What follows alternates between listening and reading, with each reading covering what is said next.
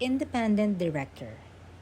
An independent director is a person who, apart from shareholdings and fees received from the corporation, is independent of management and free from any business or other relationship which could reasonably be perceived to materially interfere with the exercise of independent judgment in carrying out the responsibilities as a director.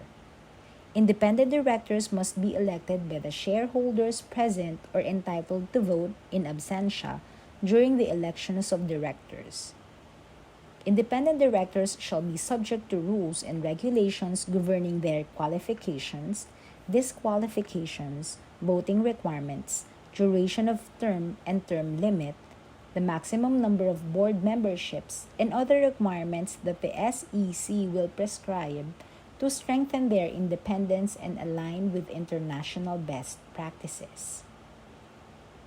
Independent directors are now explicitly required by the revised corporation code to constitute at least 20% of the board of corporations vested with public interest.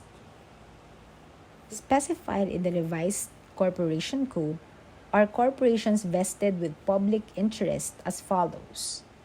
Number 1, public companies as described under the Securities Regulation Code or SRC.